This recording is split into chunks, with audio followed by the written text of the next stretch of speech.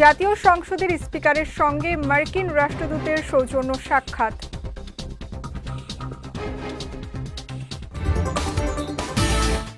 এখন পর্যন্ত কোনো অপরাধীকে গ্রেফতারে ব্যর্থ হয়নি সরকার, জানালেন স্বরাষ্ট্রমন্ত্রী।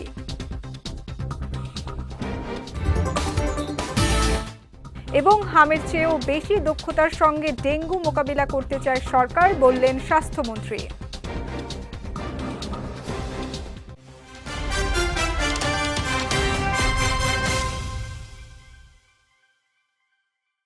আসসালামু আলাইকুম। পুষ্টি চা নিবেদিত বিজয়ের রাতের সংবাদে আমন্ত্রণ জানাচ্ছি আমি সঙ্গীতা শাহ। শুনছিলেন শিরোনাম, এবারে বিস্তারিত। জাতীয় সংসদের স্পিকার হাফিজউদ্দিন আহমদের সঙ্গে সৌজন্য সাক্ষাৎ করেছেন মার্কিন রাষ্ট্রদূত ব্রেন্ট টি ক্রিস্টেনসেন। মঙ্গলবার স্পিকারের কার্যালয়ে এই সাক্ষাৎ অনুষ্ঠিত হয়। এ সময় হাফিজউদ্দিন আহমদ বলেন, 1971 সালের মহান মুক্তিযুদ্ধের সময় থেকে বাংলাদেশ ও আমেরিকার মধ্যকার সম্পর্কের অগ্রযাত্রা সূচিত হয়। বাংলাদেশ ও আমেরিকার সরকার বন্ধুত্বপূর্ণ সম্পর্কের একটি মাইলফলক অতিক্রম করছে। সাক্ষাৎকালে উভয় পক্ষই যুক্তরাষ্ট্রের বাজারে বাংলাদেশি পণ্যের শুল্কমুক্ত সুবিধার ওপর গুরুত্ব আরোপ করেন। এছাড়াও বাংলাদেশের মধ্যে প্রত্যক্ষ বৈদেশিক বিনিয়োগ সহযোগিতা বৃদ্ধি, জনগণের সঙ্গে জনগণের সম্পর্ক স্থাপন, সংসদীয় ককাস ফোরামে গণতন্ত্র দিবস উদযাপন, বাংলাদেশ থেকে পাচারকৃত অর্থ উদ্ধারে মার্কিন সরকারের সহায়তা এবং চলমান জ্বালানি সংকট নিরসনে বাংলাদেশের তেল ও গ্যাস ক্ষেত্র অনুসন্ধানের মাধ্যমে জনদুর্ভোগ নিরসনের জন্য তারা মত বিনিময় করেন।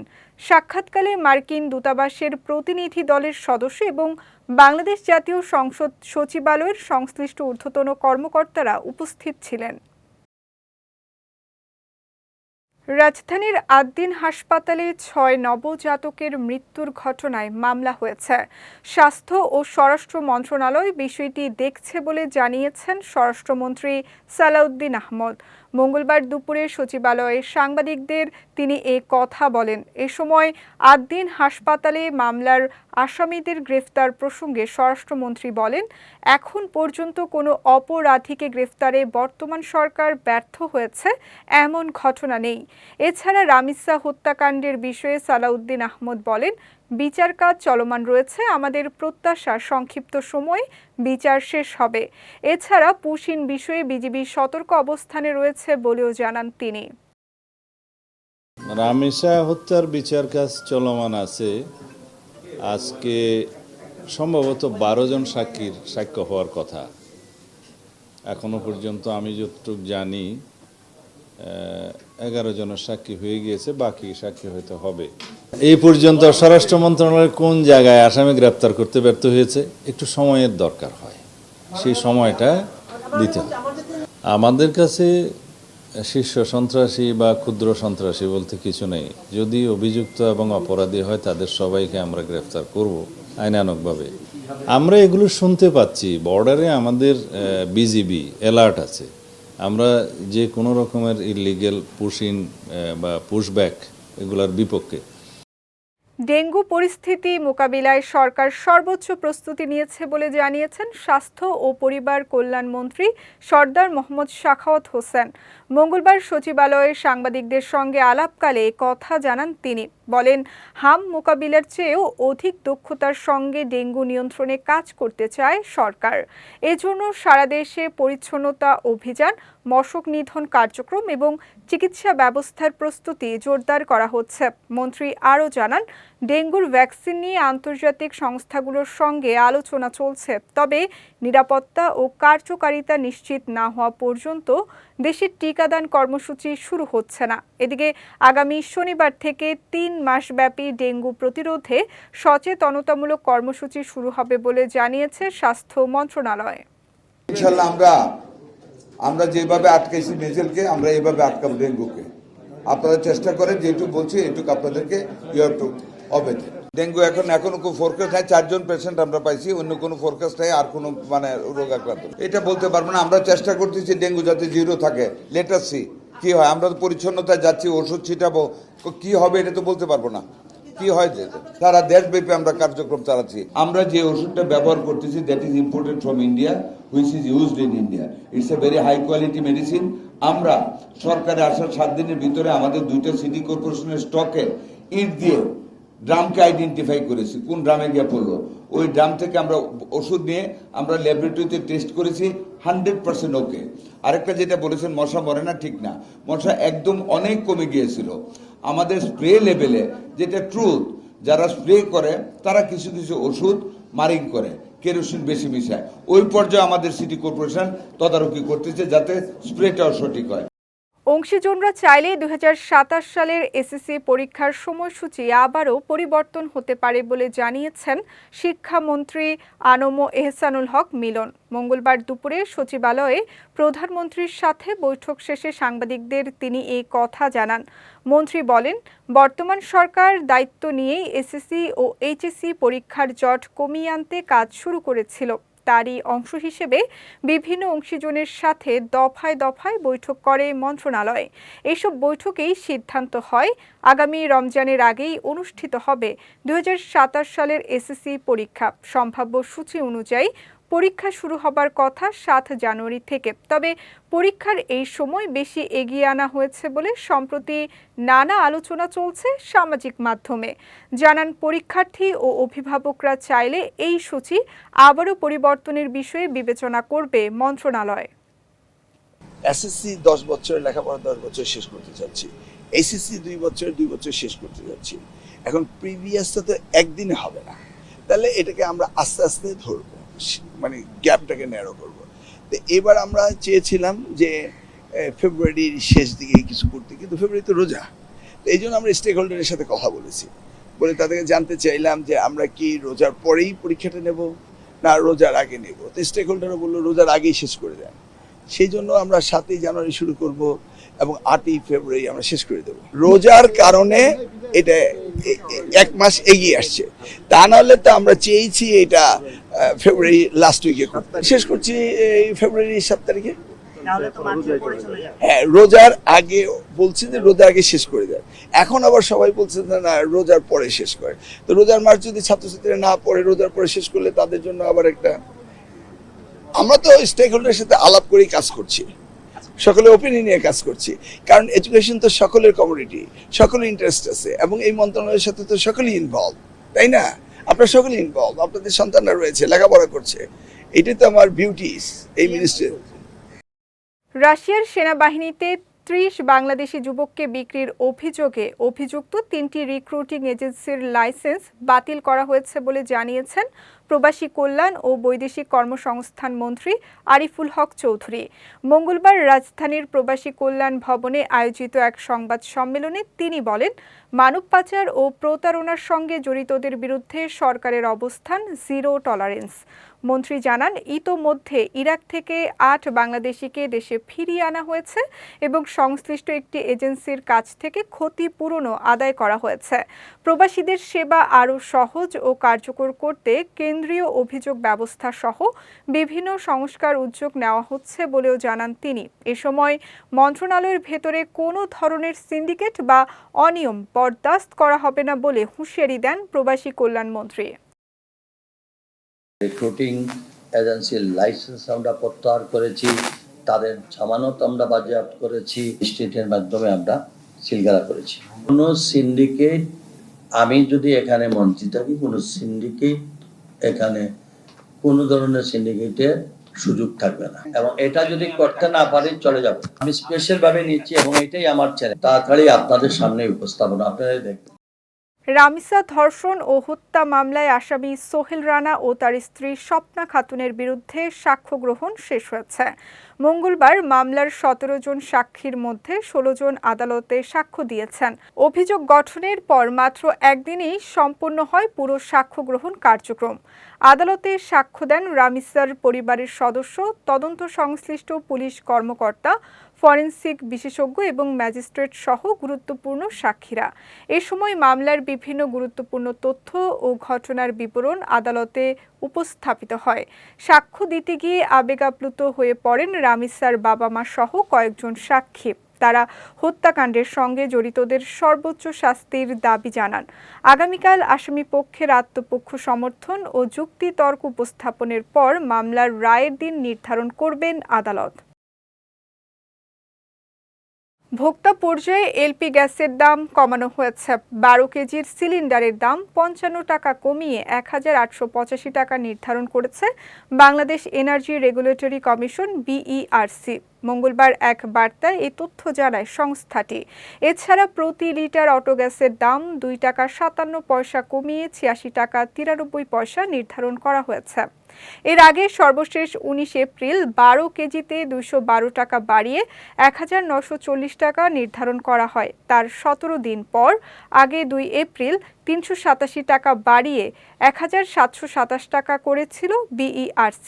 অর্থাৎ 2 দফায় 12 কেজি সিলিন্ডারের দাম 599 টাকা বৃদ্ধি করা হয়। গত 24 ঘন্টায় সারা দেশে হামের উপসর্গে 6 জনের মৃত্যু হয়েছে।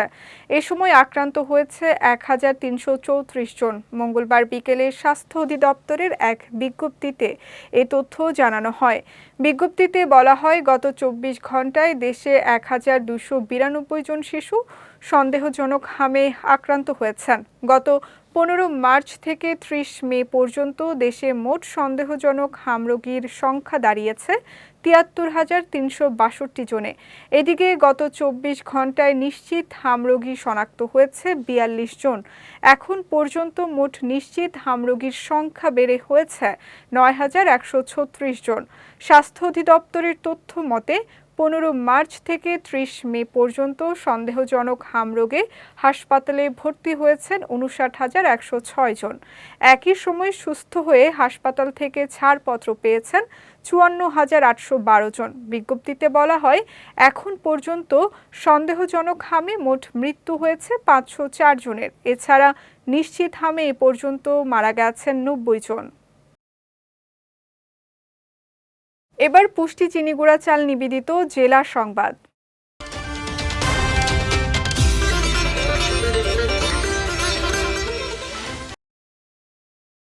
জ্বালানির দাম বৃদ্ধি মানে জনগণের ওপর নতুন করে করের বোঝা চাপিয়ে দেয়া। জ্বালানির দাম বাড়িয়ে সাধারণ মানুষের ওপর জুলুম করা হয়েছে বলে মন্তব্য করেছেন জামায়াতে ইসলামীর আমির ও বিরোধী দলীয় নেতা ডাক্তার শফিকুর রহমান। আজ সকালে সিলেটে চাচার নির্যাতনে নিহত 4 বছর বয়সী শিশু ফাহিমার স্বজনদের সমবেদনা জানানো শেষে সাংবাদিকদের সঙ্গে আলাপকালে তিনি এই মন্তব্য করেন। এ সময় দেশের বর্তমান পরিস্থিতি নিয়ে উদ্বেগ প্রকাশ করেন ডাক্তার শফিকুর রহমান। বলেন, দেশ ভালো নেই, জনগণের প্রত্যাশার বিপরীতে দেশ পরিচালিত হচ্ছে। এছাড়া শিশু ফাহিমা হত্যার ঘটনায় দোষীদের দ্রুত বিচারের আওতায় এনে দৃষ্টান্তমূলক শাস্তির দাবি জানান তিনি। শুধু এইটুকু বলে গেলাম, কিন্তু আমরা এটাও বলে যাচ্ছি, ওই স্রোত যত ভয়াবহ হোক, এই স্রোতের বিরুদ্ধে আমরা লড়াই করে যাচ্ছি। যখন ঘুমিয়ে গেছে তখন তেলের দাম বাড়ানো হচ্ছে। পেট্রোল, অকটেন এবং ডিজেলের কেরোসিনের দাম, ডিজেলের দাম বাড়েনি। কেরোসিনের দাম বাড়ার মানে হচ্ছে সরাসরি এই করের বোঝা জনগণের ঘাড়ে চাপানো। কারণ মালিকরা যারা ব্যবসা করে তারা কি বাড়তি পয়সা তাদের পকেট থেকে দেবে? তারা জনগণের কাছ থেকে এটা আদায় করবে। জনগণ সবাই গাড়ি চালায় না এবং সবাই ইন্ডাস্ট্রির মালিক না, কিন্তু জনগণ সবাই জিনিসপত্র কিনে খায়। ওই গাড়ি চালক যারা, তাদের গাড়ির যখন পরিবহন ব্যয় বেড়ে যাবে তখন জিনিসপত্রের দাম অটোমেটিক্যালি বাড়বে। মাসে 8 থেকে 12% বাড়ানো হয়েছে দাম। আবার 1 মাসের ব্যবধানে আবার সে প্রায় 5 টাকা করে 3টা আইটেমে দাম বাড়ানো। দেবিদ্বার উপজেলা স্বাস্থ্য কমপ্লেক্সে আকস্মিক পরিদর্শনে গিয়ে 5 চিকিৎসককে কর্মস্থলে অনুপস্থিত পেয়ে অসন্তোষ প্রকাশ করেছেন কুমিল্লা 4 আসনের সংসদ সদস্য হাসনাত আব্দুল্লাহ। সকালে হাসপাতাল পরিদর্শনকালে 26 জন চিকিৎসকদের মধ্যে 5 জনকে অনুপস্থিত পাওয়া যায়। পরে তাদের কারণ দর্শানোর নোটিশ দেয়া হয়। এ বিষয়ে কুমিল্লা জেলা civil surgeon doctor Alinur Mohammad Bashir Ahmed জানান, চিকিৎসকদের নির্ধারিত সময় কর্মস্থলে থাকা প্রয়োজন ছিল। অনুপস্থিত থাকার কারণ জানতে তাদের শোকজ করা হয়েছে এবং বিষয়টি স্বাস্থ্য অধিদপ্তরকেও জানানো হবে। এছাড়াও অভিযুক্ত চিকিৎসকদের আগামী 3 কর্মদিবসের মধ্যে নোটিশের জবাব দিতে বলা হয়েছে বলে জানিয়েছেন দেবিদ্বার উপজেলা স্বাস্থ্য ও পরিবার কল্যাণ কর্মকর্তা ডাক্তার মহিবুস সালাম। কুষ্টিয়া শহরের তুলসান ডায়াগনস্টিক সেন্টারে অভিযান চালিয়ে মহেন্দ্র আগারওয়ালা ওরফে বাবু নামে এক কথিত চিকিৎসককে 1 মাস 7 দিনের বিনাশ্রম কারাদণ্ড প্রদান করা হয়েছে। দুপুরে কুষ্টিয়া জেলা প্রশাসনের নির্বাহী ম্যাজিস্ট্রেট মনিরা আক্তারের নেতৃত্বে এবং জেলা সিভিল সার্জন কার্যালয় ও আইন শৃঙ্খলা রক্ষাকারী বাহিনীর সহযোগিতায় এ অভিযান পরিচালিত হয়। নির্বাহী ম্যাজিস্ট্রেট জানান, মহেন্দ্র আগারওয়ালা ওরফে বাবু দীর্ঘদিন ধরে সুনির্দিষ্ট বা বৈধ চিকিৎসা যোগ্যতা ছাড়াই নিজেকে চিকিৎসক পরিচয় দিয়ে রোগীদের সঙ্গে প্রতারণা করছিলেন। এমন সংবাদের ভিত্তিতে আজ সেখানে অভিযান চালায় ভ্রাম্যমাণ আদালত। পরে অভিযোগের সত্যতা পাওয়ায় ভ্রাম্যমাণ আদালত তাকে 1 মাস 7 দিনের বিনাশ্রম কারাদণ্ড দেয় এবং 30,000 টাকা জরিমানা আরোপ করে। এছাড়া দণ্ডাদেশ ঘোষণার পরপরই তাকে জেল হাজতে পাঠানো হয়। এদিকে সাধারণ মানুষের স্বাস্থ্যসেবা নিশ্চিত করতে এবং চিকিৎসা সেবার নামে প্রতারণা রোধে জেলায় মোবাইল কোর্ট অভিযান অব্যাহত থাকবে বলেও জানান জেলা প্রশাসনের এই কর্মকর্তা।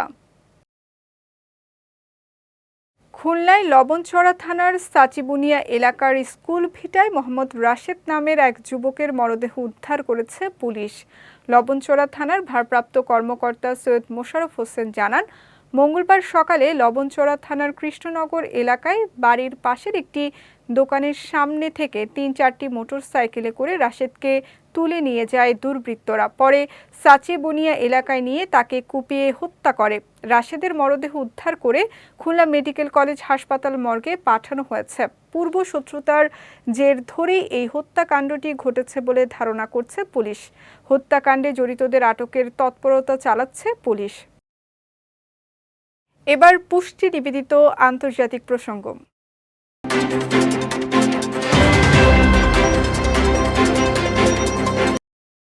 লেবাননের সশস্ত্র গোষ্ঠী হিজবুল্লাহ ও ইসরায়েলের মধ্যে আংশিক যুদ্ধবিরতির ঘোষণা দিয়েছে লেবানন।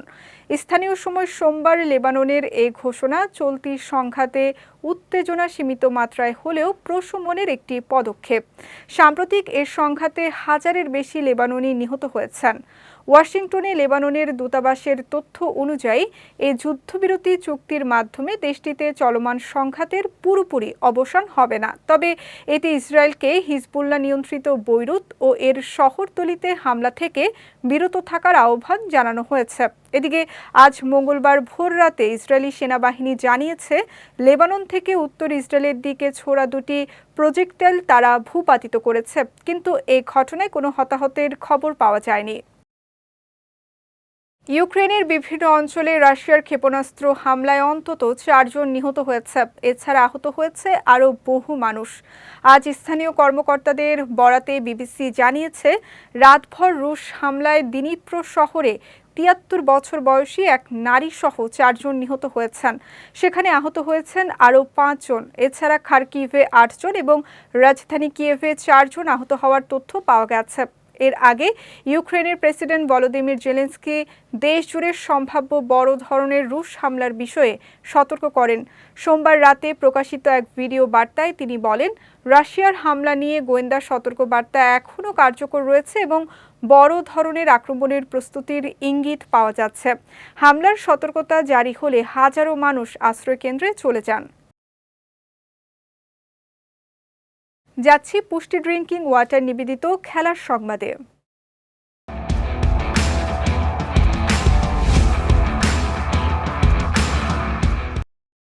আইপিএল 2026-এর শিরোপা জয়ের পর রয়্যাল চ্যালেঞ্জার্স বেঙ্গালুরুর তারকা ব্যাটার টিম ডেভিডকে পরবর্তী আসরের প্রথম ম্যাচের জন্য নিষিদ্ধ করা হয়েছে।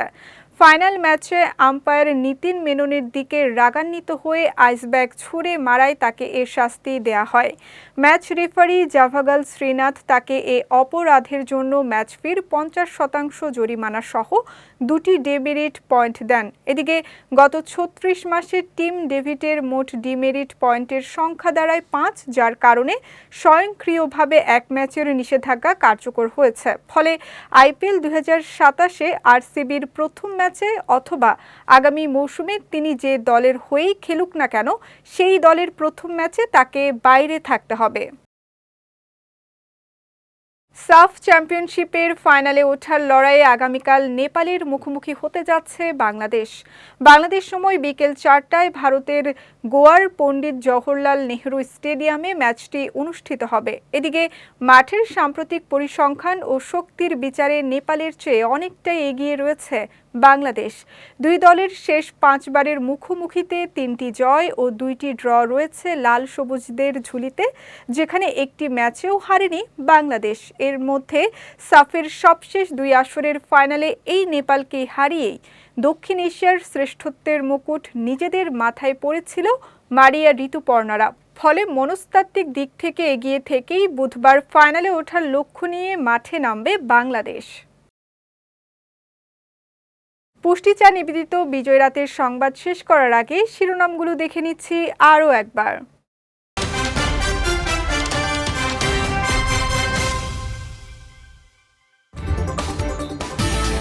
জাতীয় সংসদের স্পিকারের সঙ্গে মার্কিন রাষ্ট্রদূতের সৌজন্য সাক্ষাৎ।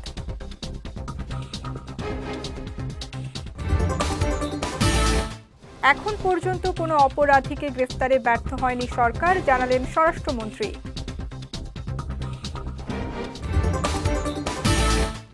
এবং হামের চেয়েও বেশি দক্ষতার সঙ্গে ডেঙ্গু মোকাবিলা করতে চায় সরকার, বললেন স্বাস্থ্যমন্ত্রী।